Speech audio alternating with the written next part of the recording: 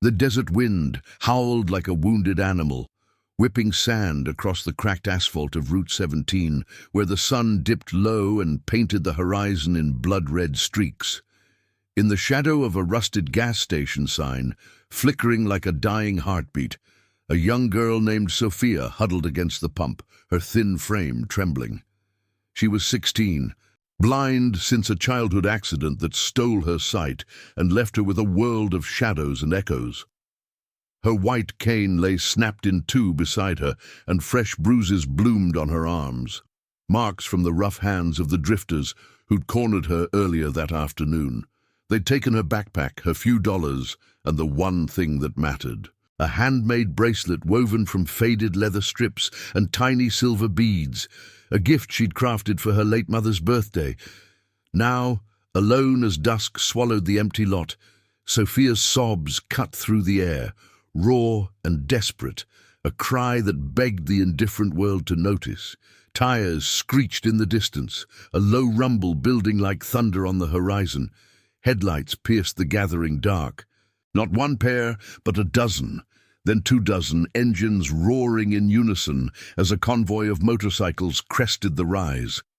At their lead rode Ethan "Iron" Harlan, a weathered giant of a man in his late 40s, his leather vest scarred from decades on the road. His face, lined like old leather under a salt and pepper beard, carried the weight of losses he'd buried deep. A brother lost to war, a marriage shattered by ghosts, and a promise whispered in a foxhole 20 years ago to protect the innocent, no matter the cost. The Iron Promise MC, his chosen family of outcasts and veterans, followed in tight formation, their bikes gleaming under the fading light, exhaust fumes mingling with the sharp tang of gasoline and hot metal. Ethan killed his engine first, the sudden silence amplifying Sophia's whimpers. He dismounted with a grunt, his boots crunching gravel as he approached, the rest of the crew hanging back, engines idling like watchful guardians. She flinched at the sound, clutching her knees tighter, her unseeing eyes wide with terror. "Stay back," she whispered, voice cracking. "Please." "They took everything." He knelt slowly, the creak of his knees echoing in the quiet, keeping his distance at first. The air smelled of dust and fear, and in that moment something stirred in Ethan's chest, a flicker of memory, the echo of his own helplessness years ago, watching his brother bleed out in a distant sandstorm. "Easy now," he said, his voice gravelly but steady, like the hum of a well-tuned engine. "No one's here to hurt you. Name's Ethan. What's yours?" Sophia hesitated, wiping tears with a dirt-streaked sleeve. "Sophia, they broke my cane, said I was easy pickings out here."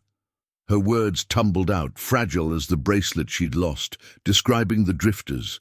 3 men in a battered truck, laughing as they sped off toward the neon glow of Blackridge Town 10 miles east. Ethan's jaw tightened, but he didn't rise in anger. Instead, he pulled a bandana from his pocket, offering it gently. "Here, for your face. We'll get you fixed up." Behind him, his second-in-command, a burly veteran named Marcus, nodded to the others, who began scanning the lot with quiet efficiency, checking for tracks, securing the perimeter. This wasn't just a stop, it was instinct, the code of the road that bound them. But as Sophia's hand brushed his in taking the cloth, Ethan felt the pull of something deeper, an old oath resurfacing like a tide. He'd sworn to his brother, in that final breath, to stand for those who couldn't stand alone. And now, in this forgotten stretch of nowhere, fate had handed him the chance to keep it. By the time the sun vanished, leaving only the stars and the bike's taillights, Sophia sat on the back of Ethan's Harley, her broken cane tucked into a saddlebag. The convoy reformed, engines coughing to life with a symphony of power, and they rolled out toward Blackridge. The wind rushed past, carrying the scent of sagebrush and freedom, but Ethan's mind raced ahead. Those drifters weren't ghosts, they were flesh and blood, hiding in the underbelly of a town rotten with corruption. Sheriff's deputies turning blind eyes for a cut, locals too scared to speak. He'd heard whispers on the rider networks. Black Ridge was a pit stop for runners, smuggling everything from pills to dreams and the bracelet. It was more than trinket. Sophia had poured her soul into it, beads etched with Braille prayers for her mother's peace. As the miles blurred, Ethan glanced back at the girl, her hair whipping in the breeze, a tentative smile breaking through her fear. "Why help me?" she asked over the roar, her voice barely audible. He paused, the question hanging like exhaust in the air. "Made a promise once, long time ago, to someone who deserved better." It was all he said, but in those words, the weight of redemption settled. The iron promise wasn't just a club. It was a vow, etched in chrome and scars, a family forged in the fires of forgotten battles. And tonight, that vow would draw them into the heart of Blackridge, where justice wasn't served by badges, but by men willing to kneel before the broken and rise for the fight. The town lights flickered into view, a jagged scar against the night sky. Blackridge sprawled like a hangover, dingy bars spilling laughter and smoke, motels with vacancy signs buzzing like angry hornets. Ethan signaled the crew to fan out, parking in the shadows of an alley behind the Rusty Spur Saloon, known haunt for lowlifes. Sophia clung to his arm as they dismounted, the ground vibrating faintly from distant semis on the interstate. "I can hear them," she murmured, tilting her head, "the bad ones. Laughter like breaking glass." He guided her inside the back door, the air thick with stale beer and fried grease, the jukebox crooning a forgotten country tune. The bar was half empty, patrons nursing regrets under dim bulbs that cast long shadows. Ethan scanned the room, his presence drawing wary glances. Tattoos snaking up his arms like road maps of old wars, eyes sharp as switchblades. Marcus slid onto a stool nearby, ordering Waters to blend in, while the others took positions at the doors. Spotting a trio at the corner table, their truck keys tossed carelessly amid empty bottles, Ethan felt the confirmation. One wore a faded bandana. Another sported a scar across his knuckles, matches to Sophia's description. She tensed beside him, fingers digging into his vest. "That's them. I recognize the voices." Ethan didn't charge. He approached slow, like a storm gathering, voice low when he reached them. "Evening, gentlemen. Lost something out on Route 17, a girl's bag, maybe. Kane." The leader, a wiry man with shifty eyes named Vance, smirked, leaning back. "Who are you, stranger? This town's got its own rules." Sophia's hand slipped into Ethan's, and in that grip he felt the handmade bracelet's ghost, the labor of love stolen, the innocence trampled. "Rules change," Ethan replied, his tone even but laced with steel. "Hand it over, the bag, the bracelet, and walk away clean." Laughter erupted from the table, drawing eyes, but beneath it, unease rippled. Vance's hand twitched toward his belt, but Marcus's shadow loomed in the periphery, a silent reminder of the convoy outside. The standoff stretched, seconds ticking like a countdown, the bar's hum fading to a tense hush. In the end, it wasn't fists that broke them. Sophia stepped forward, voice steady despite the tremor. "Please, it was for my mom. She's gone, but it's all I have left of her." The words hung, piercing the cynicism. Vance faltered, fishing the bracelet from his pocket. A simple thing, beads glinting under the light. He tossed it over, muttering curses, and the trio slunk out, tails between legs. Ethan caught it mid-air, kneeling beside Sophia as she slipped it on, the leather warm against her wrist. For the first time that night, tears in her eyes weren't from fear, but something softer. Gratitude, the spark of trust. The crew watched from afar, nods of approval passing like shared secrets, but as they rode out into the starlit road, Ethan knew this was just the beginning. Blackridge's shadows hid deeper sins, and the promise that had brought him here demanded more than one night's justice. It demanded everything. The engines thrummed low as the convoy cut through the velvet black of the desert night, taillights weaving like fireflies against the endless dunes. Sophia's fingers traced the beads on her wrist, the bracelet's familiar ridges a lifeline in the chaos of wind and roar. Ethan rode point, his Harley steady under him, but his thoughts churned like the gravel kicked up in their wake. Blackridge wasn't just a dot on the map, it was a festering wound. Whispers of it carried on CB radios and barroom murmurs. Sheriff's office in bed with smugglers, kids vanishing into the ether. Folks too broken to fight back. Retrieving the bracelet felt like scratching the surface. A small victory that only sharpened the edges of what lay beneath. They pulled into a roadside diner on the town's outskirts, a squat beacon called Dawn's Edge, its neon sign buzzing faintly against the pre-dawn hush. The air hung heavy with the scent of cooling asphalt and distant rain, the kind that never quite fell in these parts. Marcus killed his bike beside Ethan's. The crew dismounting in a ripple of leather and chains, their silhouettes hulking under the floodlights. Sophia slid off with Ethan's help, her cane, hastily repaired with duct tape from the saddlebag, tapping tentatively against the concrete. "Smells like coffee and regret," she said softly, a wry edge to her voice that hadn't been there before. Inside, the diner was a time capsule of faded Formica counters and vinyl booths cracked like old skin. A lone waitress, her face etched with the weariness of too many shifts, poured coffee without a word, steam curling like ghosts in the fluorescent glow. Ethan guided Sophia to a corner booth, the vinyl sighing under their weight. The crew spread out, some at the counter, others outside keeping watch. Their presence a quiet shield, not aggressive but unmistakable. "You holding up?" Ethan asked, sliding a mug her way, the ceramic warm against her palm.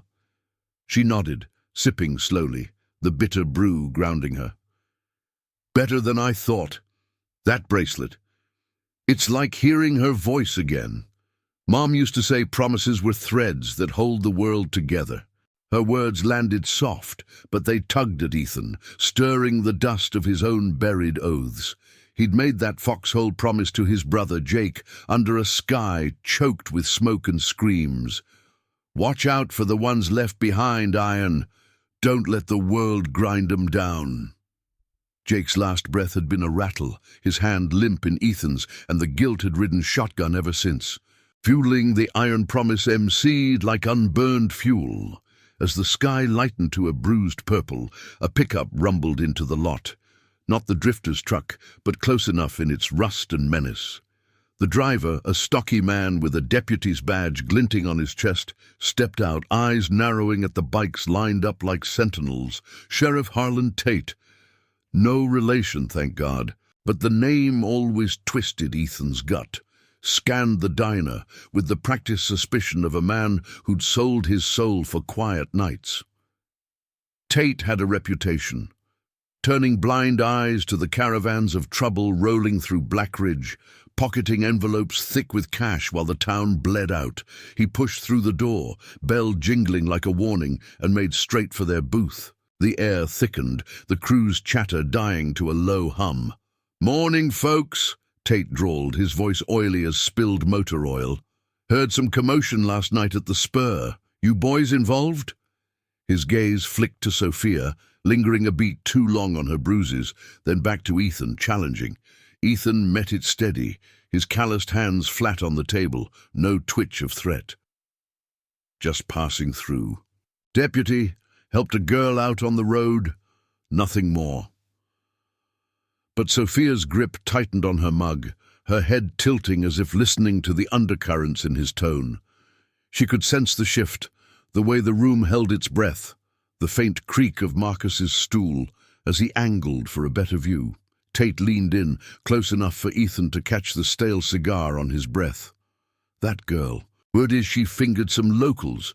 We don't take kindly to outsiders stirring pots in Blackridge. Might want to ride on before things get complicated." It was a veiled shove, the kind that promised paperwork, roadblocks, or worse.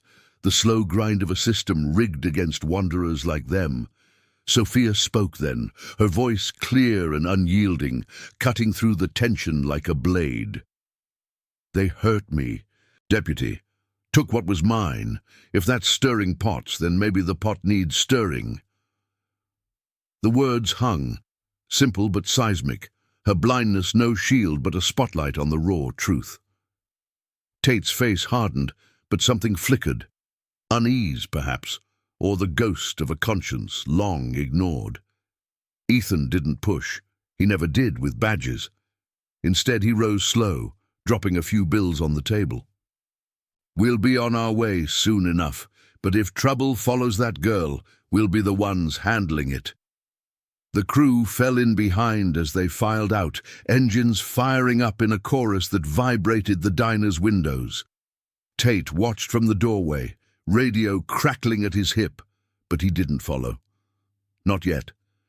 As they rolled toward the heart of Blackridge, the town unfolding in shabby layers, boarded-up shops, faded billboards promising better days, Ethan felt the pull deepen. Sophia rode with him again, her questions probing gently over the wind. "What's the Iron Promise, really?" He explained in fragments, a club born from battlefield bonds, veterans and strays united by vows to stand where others fell. "We don't chase glory," he said, "just keep words we gave." But the road ahead twisted toward revelation. At the edge of town, near the old mill by the dry riverbed, a figure waited, a woman in her 30s, Emily Voss, her face pale under a hooded jacket. She'd flagged them down via a rider's network message, urgent and coded. "Girl from the highway, deeper trouble. Meet at the mill." Emily was no stranger, a nurse at the local clinic. She'd patched up more than a few Iron Promise riders over the years, her own scars from her abusive marriage hidden like tattoos under scrubs. She was family, chosen and fierce. They idled by the sagging chain-link fence, dust devils swirling in the morning light. Emily approached, voice hushed. "Sophia, you're safe now, but those drifters, they're tied to something bigger. Running kids across state lines, under Tate's nose. I saw your bracelet in their stash at the clinic drop-off. It's not just theft, it's a signal. They mark their cargo with trinkets like that." Sophia's breath caught, the bracelet suddenly heavy as chains. Ethan dismounted, kneeling beside her again, the ground rough under his knees. The gesture was instinct, a bridge to her world of sound and touch. "We'll stop it," he promised, voice low and ironclad. "Not for show, for the promise." Emily nodded, pulling a crumpled map from her pocket, routes, safe houses, names whispered in hospital corridors. The crew gathered close, plans forming in murmurs, the scent of sage and resolve mingling. Blackridge's corruption ran deep, but so did their loyalty. As the sun climbed, casting long shadows over the mill's rusted silos, Ethan rose, the weight of old oaths and new battles settling like a well-worn vest. This fight wasn't for vengeance. It was for the threads that bound the broken, the quiet honor that outlasted the roar. And now I invite you to leave in the comments where you're watching from and the exact hour you heard this story. We wish to know how far these northern confessions travel and at what moments they reach you. The sun beat down on the old mill like a relentless interrogator, its rays slicing through the gaps in the chain-link fence and turning the dust into a shimmering haze. Ethan stood there, map in hand, the paper crinkling under his fingers as Emily's words sank in like gravel under tires. The air carried the faint, metallic tang of rust from the silos, mixed with the dry earthiness of the riverbed beyond, long since choked with debris and forgotten floods. Sophia remained seated on the Harley's edge, her repaired cane propped against her leg, fingers still absently tracing the bracelet's beads. Each one whispered a silent prayer, etched in braille that only she could feel. A tether to the mother who taught her that trust wasn't given lightly, but earned in the quiet spaces between storms. Emily paced a tight circle, her nurse's scrubs dusted with road grit, eyes darting toward the town's distant skyline, where Blackridge huddled like a guilty secret. "It's not just the drifters," she continued, voice pitched low, urgent as a heartbeat monitor spiking. "Tate's running interference. I've seen it in the clinic. Kids brought in with signs of rough handling, stories that don't add up. They ship them out before anyone asks questions. That bracelet. It was in a box of personal effects from a raid gone quiet. Your girl got caught in the crossfire, but she's a thread pulling at the whole mess." Marcus leaned against his bike, arms crossed over his broad chest, the tattoos on his forearms, faded eagles from his army days, rippling with the tension in his muscles. The crew murmured agreements, a low rumble like idling engines, their faces shadowed under helmets and bandanas. They'd all carried similar loads. Noah, the quiet mechanic with a limp from an IED. Tyler, the ex-cop who'd walked away from a badge stained by compromise. This wasn't abstract, it was personal, echoes of their own fractures binding them tighter than blood. Ethan folded the map, tucking it into his vest, the leather warm against his skin. He knelt again beside Sophia, the gesture fluid now, like a ritual forming. The ground was uneven, pebbles pressing into his knees through worn denim, but he ignored it, focusing on the way her breath steadied at his nearness. "You don't have to be part of this," he said softly, the words carrying over the faint whistle of wind through the mill's broken windows. "We can get you to a safe spot, bus station, relative, whatever you need, but if you want to stay, we'll make it right." Sophia's unseeing eyes lifted toward his voice, her face a map of resolve etched over fragility. The bruises on her arms had faded to dull shadows in the morning light, but the fire in her voice hadn't dimmed. "They took more than my stuff, Ethan. They made me feel like nothing. Mom always said promises aren't just words, they're shields. If this is yours, let me hold the edge." Her hand found his arm, the touchlight but anchoring, the bracelet brushing his skin like a vow exchanged. He nodded, though she couldn't see it, rising with a creak of joints that spoke of miles unrolled. The decision settled over the group like a dust cloud lifting, revealing the path ahead. Emily sketched quick directions on the map's margin, a warehouse on the town's east side, disguised as a trucking depot, where the real operation hummed under cover of legitimate halls. "Tate patrols there at noon," she warned.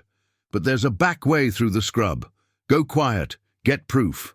Photos, ledgers, something to blow it open without badges twisting it."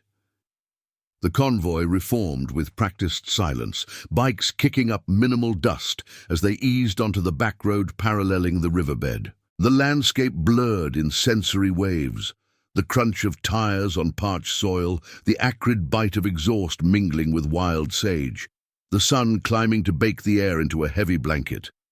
Ethan rode with Sophia behind him, her arms wrapped around his waist, not in fear now, but partnership. Over the engine's steady growl, she shared fragments of her life, growing up in a trailer on the outskirts, learning to navigate by sound and scent after the accident that took her sight in a house fire her father never forgave himself for. "He left after," she said, wind snatching at her words. "Promised he'd come back. Never did." Ethan's grip tightened on the handlebars, the chrome slick under his palms. Her story mirrored his own fractures, Jake's promise echoing in the foxhole. The war that had stolen not just lives, but the men they'd been. "Some come back different," he replied, voice steady against the rush. "But the iron promise, we don't leave loose ends." They crested a rise overlooking the warehouse, a squat concrete beast ringed by chain barriers and semis like sleeping giants. The crew fanned out, parking in the cover of mesquite thickets, the scent of their resin sharp and resinous. Binoculars passed hand to hand, revealing the scene. Workers in unmarked vans loading crates, shadows of smaller figures, kids by the size, huddled in the shade of a loading dock. No overt violence, but the tension hummed, visible in the hurried glances, the way a guard's hand rested on a radio.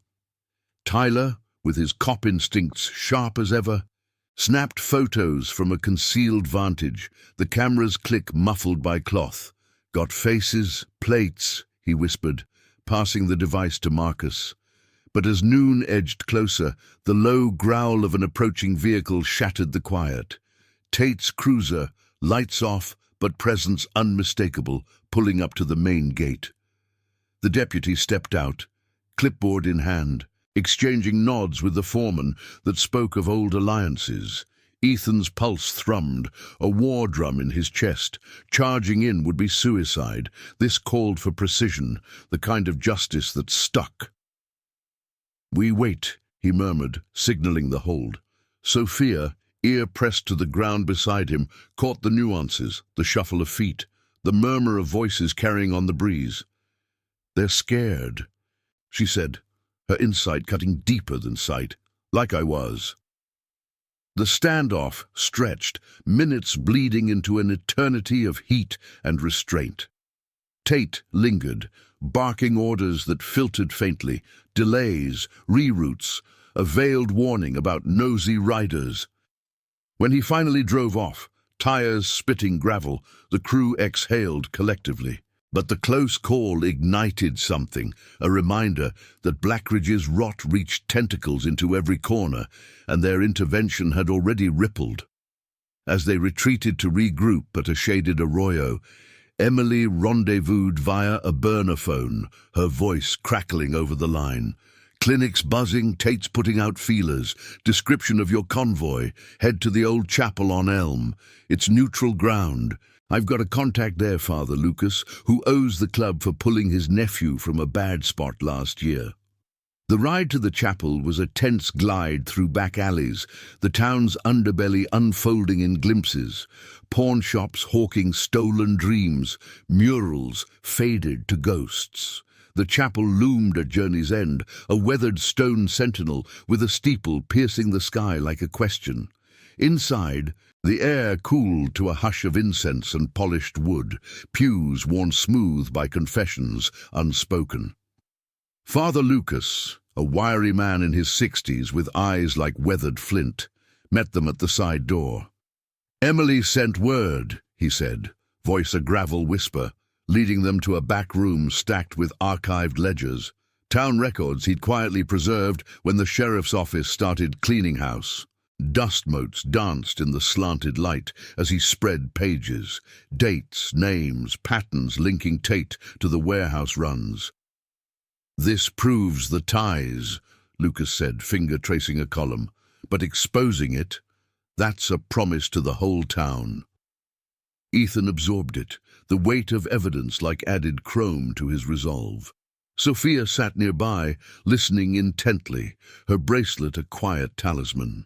For the first time, doubt flickered in her, not in them, but in the cost. "What if it breaks you?" she asked Ethan later, as the crew pored over plans outside, the sun dipping toward afternoon gold. He knelt once more, level with her, the chapel's cool floor a contrast to the fire in his eyes. Promises don't break easy. They bend, but they hold. Like that bracelet. His words sealed it, a moral anchor in the gathering storm.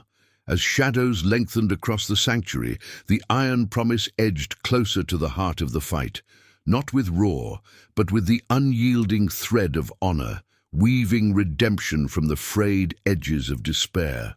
The chapel's back room felt like a vault of forgotten truths, the air thick with the musty scent of aged paper and candle wax long since burned out. Slivers of afternoon light filtered through a high, cracked window, casting golden bars across the table where the ledgers lay splayed like the entrails of Blackridge's hidden sins.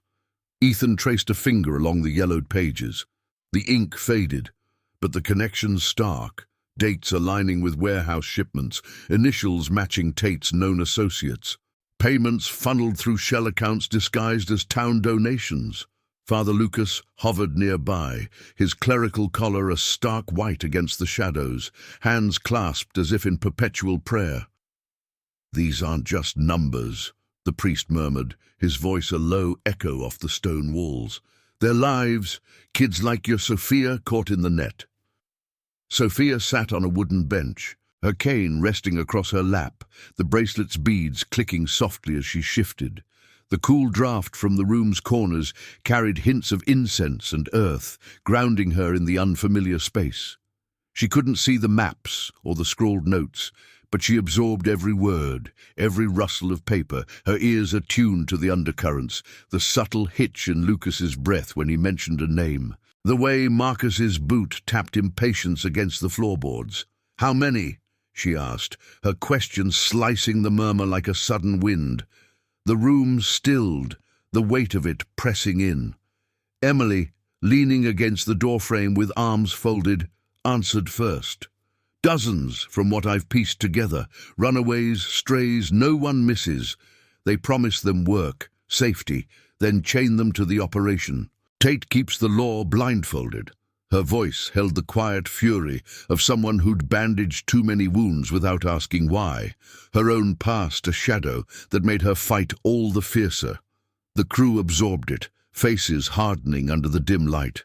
Noah wiping sweat from his brow with a grease-stained rag. Tyler flipping through photos on his phone. The digital glow illuminating the grim evidence of huddled figures at the warehouse. Ethan straightened, folding his arms over his vest, the leather creaking like old bones. The decision loomed, heavy as the chrome on his bike outside.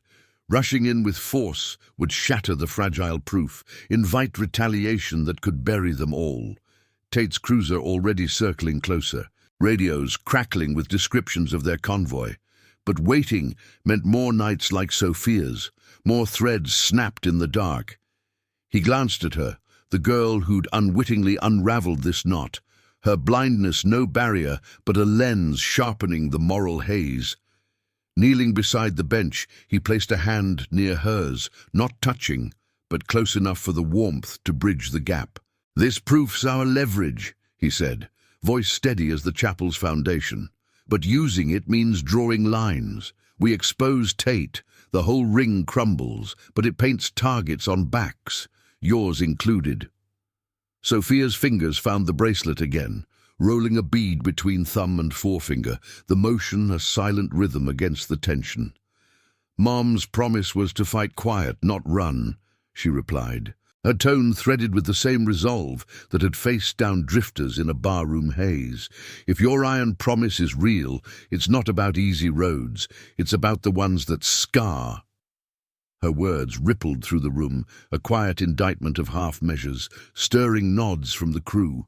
Marcus grunted approval. Tyler pocketed his phone with a determined click. Even Father Lucas's eyes softened, the priest seeing in her the echoes of confessions he'd heard in these very walls. Broken souls seeking redemption through action, not absolution alone. As the sun slanted lower, painting the ledgers in amber, they forged the plan in hushed fragments. Emily would slip the evidence to a journalist contact in the next town, anonymous drop at a roadside mailbox to avoid traces. The crew would create diversion, a controlled rumble through Blackridge's main drag at dusk, drawing Tate's eyes while scouts verified the warehouse's evening load. No guns, no brawls. This was justice woven from shadows, the power of truth over brute force. Ethan rose, the floorboards groaning under his weight, and clasped Lucas's forearm in silent thanks. "You've kept more than records here, Father. Debts like this don't fade." Outside, the chapel's yard baked under the waning light, gravel crunching as the convoy reformed. The air hummed with the scent of sun-warmed stone and distant diesel from the interstate, a reminder of roads leading away, or deeper in. Sophia mounted behind Ethan once more, her arms encircling him with a trust forged in shared silences. The engine roared to life beneath them, a deep vibration that synced with the pulse of resolve, and they peeled out toward the staging point, a forgotten quarry on the town's fringe, where mesquite hid their bikes like secrets. The quarry's pitted walls rose like ancient sentinels, echoes bouncing off the scarred earth as the crew dismounted. Dust hung in the air, fine and choking, settling on leathers like a second skin. Tyler set up a makeshift command, laptop open on a crate, screens flickering with route overlays and timed alerts. Noah tinkered with radios, static crackling like whispers from the grave, ensuring comms stayed encrypted. Marcus paced the perimeter, his shadow long in the golden hour, ever the guardian against unseen eyes. But as preparations tightened, a ripple of doubt surfaced, not fear, but the ethical thorn that pricked at Ethan's core. Emily pulled him aside near a rusted excavator arm, its metal groaning faintly in the breeze. "Tate's not alone," she said, voice low, eyes scanning the horizon where Blackridge's lights began to prick the dusk. "If we pull this, innocents get caught, workers just scraping by, families tied to the lies. Is the promise worth the fallout?" Her question hung, a mirror to his own foxhole ghosts, the war that had taught him victory's cost in faces that never faded. Ethan paused, the wind tugging at his beard, carrying the faint, bitter edge of creosote bushes. He thought of Jake's last words, the blood-soaked sand, the oath that had birthed the iron promise, not for glory, but to shield the vulnerable from grinding wheels. "It's not about clean wins," he replied, meeting her gaze. "It's about standing when others fold. Sophia's proof enough, the world's cynical enough, without us adding to it." She nodded, the shared understanding a bond stronger than strategy, the chosen family knitting tighter against the coming night. Dusk deepened, stars emerging like hesitant witnesses overhead. The crew mounted up, engines idling in a symphony of restrained power, exhaust fumes curling into the cooling air. Sophia's hand brushed Ethan's back, a silent anchor. As they rolled toward Blackridge's glowing veins, the plan unfolded in motions, scouts peeling off first, silent as shadows, while the main force built the rumble. Tate's cruiser would bite, but the evidence, slipped into hands beyond his reach, would be the true strike, a moral thunder that echoed promises kept across the miles. The first diversion sparked at the town's edge, a lone bike revving high, drawing curious headlights. Tension coiled, the air electric with sage and anticipation, every sense alive to the precipice. Ethan's mind raced ahead, not to violence, but to the redemption waiting on the other side. A girl made whole, a town unshackled, oaths honored in the quiet aftermath. The road called, and the iron promise answered, threads of loyalty weaving through the dark toward dawn's unyielding light. If this story's pulling at your heartstrings, hit that like button. It helps spread these tales of quiet courage far and wide. The rumble of engines sliced through the encroaching dusk like a blade through silk, the convoy splitting into shadows as they infiltrated Blackridge's veins. Ethan led the diversion force down the main drag, an artery of flickering neon and potholed asphalt that pulsed with the town's weary heartbeat. The air thickened with the mingled sense of cooling tar, greasy diner spills, and the faint, acrid bite of fear sweat from passers-by who scattered at the sight of the bikes. Headlights cut swathes through the gloom, illuminating faded storefronts with boarded windows like hollow eyes, and the distant wail of a train horn mourned from the rails beyond. Sophia clung to Ethan's back, her arms a steady band around his midsection, the bracelet's beads pressing into his side like tiny talismans of resolve. The wind whipped her hair across his vest, carrying whispers of her breath against his ear, quick but not panicked. "I hear them," she murmured over the growl of the Harley, her voice threading through the mechanical symphony. "Eyes on us, like wolves circling." Her blindness sharpened her world to echoes and vibrations. The subtle shift of tires on gravel as scouts peeled off toward the warehouse, the low buzz of radios in vests pinging confirmations. Marcus rode flank, his massive frame a bulwark on his custom chopper, exhaust popping like distant gunfire. Behind them, Tyler and Noah formed the wedge, their bikes weaving in controlled chaos to draw attention, revving high, then cutting low. A thunderous display that rattled windows and summoned stares. The plan hinged on this. Pull Tate's cruiser like a magnet.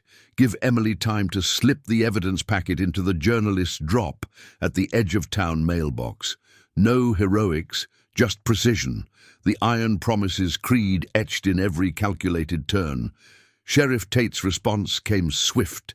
His cruiser bursting from a side street with lights flashing silent but urgent, siren held in check to avoid alerting the warehouse crew. The deputy gunned it, tires screeching as he closed the gap, his silhouette hulking behind the wheel, face a mask of calculated fury under the dash glow. Ethan felt the shift in the air, a pressure drop like before a storm, and signaled the crew to loop toward the central square. A dusty plaza ringed by a gazebo long overgrown with weeds, its benches scarred from idle knives and forgotten picnics. The scent of wilting jasmine from nearby vines clashed with the hot metal reek of braking bikes as they circled, engines idling to a menacing purr. Tate skidded to a halt at the plaza's lip, Doctor slamming like a judge's gavel, his boots thudding against the pavement. He was alone, backup delayed by the diversion sprawl, radio clipped to his shoulder crackling faintly with dispatch confusion. "Harlan!" he barked, voice booming across the open space, laced with the false authority of a man cornered. "You and your circus, shut this down now. Stirring trouble in my town ends tonight." His hand hovered near his holster, eyes darting to the shadows where the crew held position. A ring of leather-clad sentinels under the plaza's single lamp-post, its bulb humming like a trapped insect. Ethan killed his engine, the sudden quiet amplifying the tension, gravel crunching as he dismounted. Sophia stayed seated, her cane tapping once against the bike's frame. A subtle alert. Her head tilted to catch the deputy's cadence, the undernote of bluff in his tone. Ethan approached slow, hands visible, palms out, the creak of his knees a whisper against the night's hush.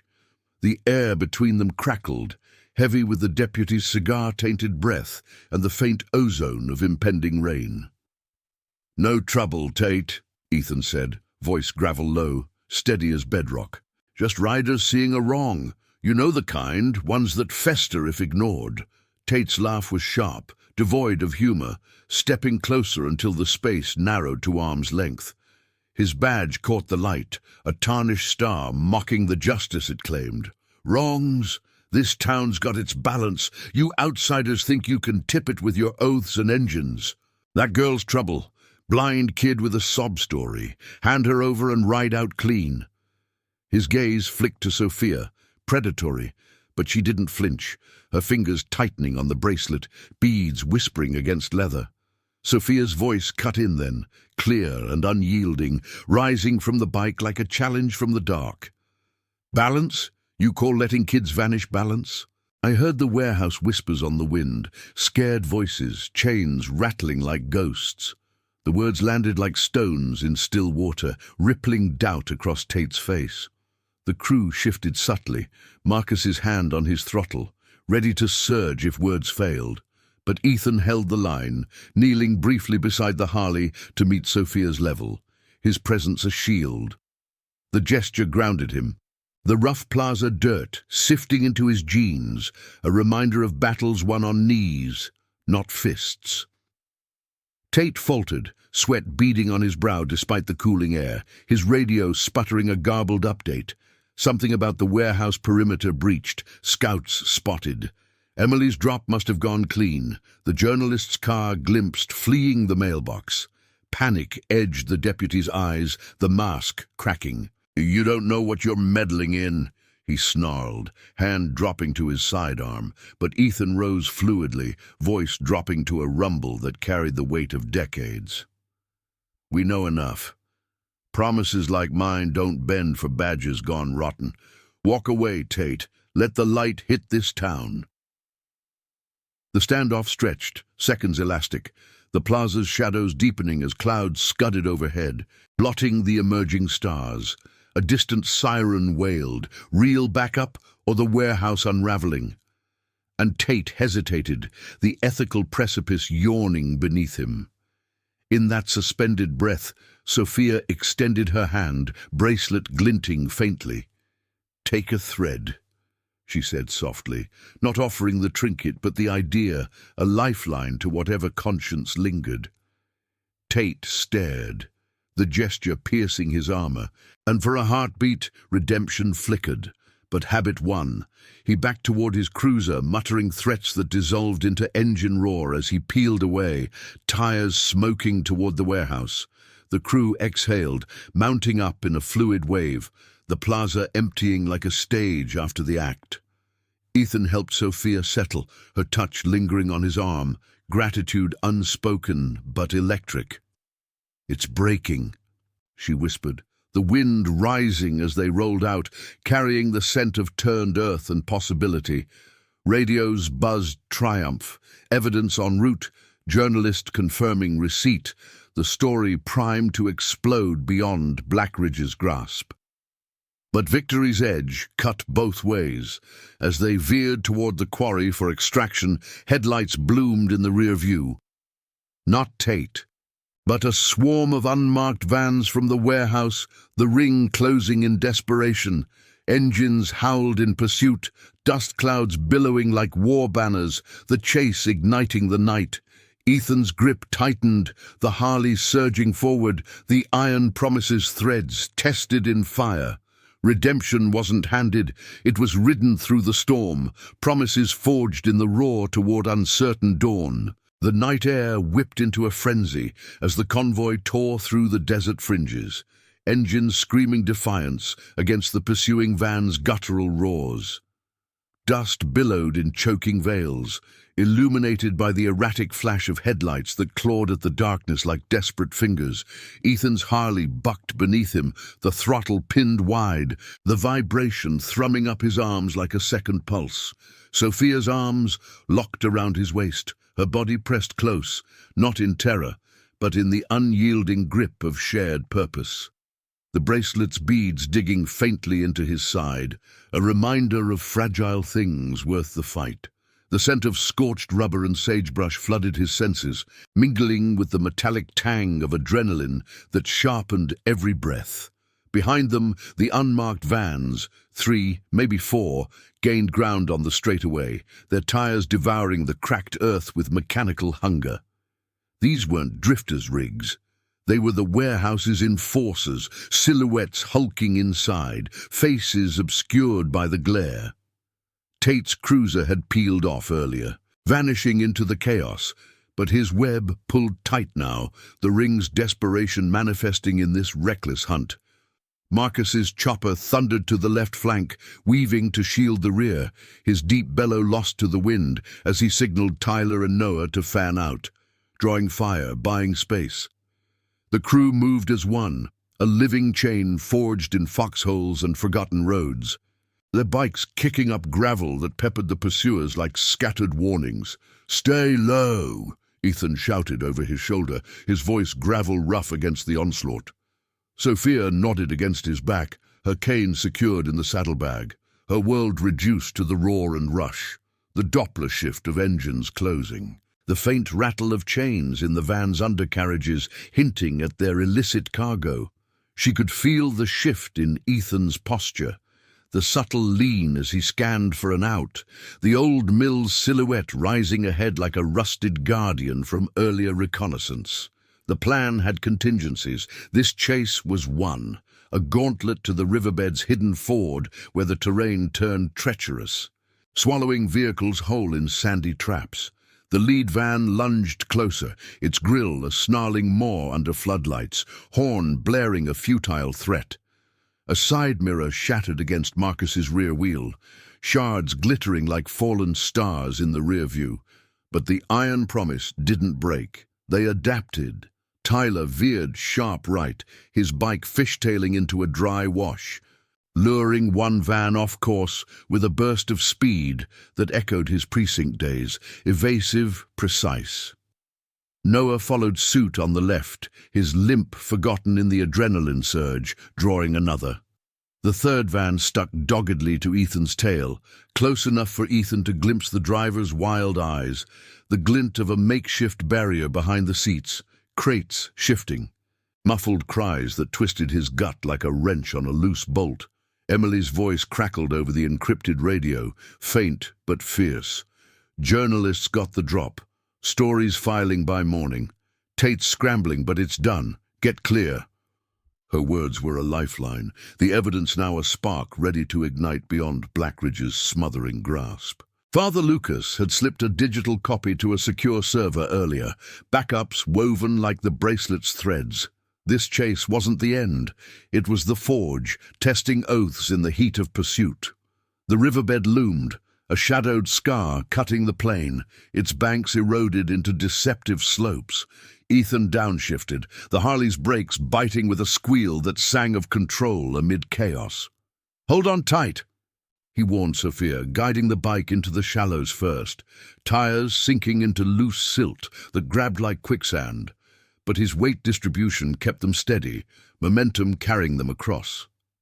Marcus barreled through next, water spraying in arcs that caught the moonlight, his roar of triumph muffled by the splash. The vans hesitated at the edge, engines revving uncertainly, their heavier frames no match for the deceptive Ford. The lead one plunged in, only to bog down axle deep, chassis groaning as it listed, headlights tilting wildly like a shipwreck. The trapped van's doors flew open, figures tumbling out in frantic scrambles, but the crew was already cresting the far bank, dust settling in their wake. Ethan glanced back once, the scene unfolding in fractured glimpses. Vans mired, radios squawking surrender, the night's grip loosening as distance grew. No shots fired, no blood spilled, just the unraveling of a rotten empire under its own weight. Justice poetic in its restraint. Sophia's breath eased against his vest, her fingers unclenching slightly, the bracelet warm from her skin.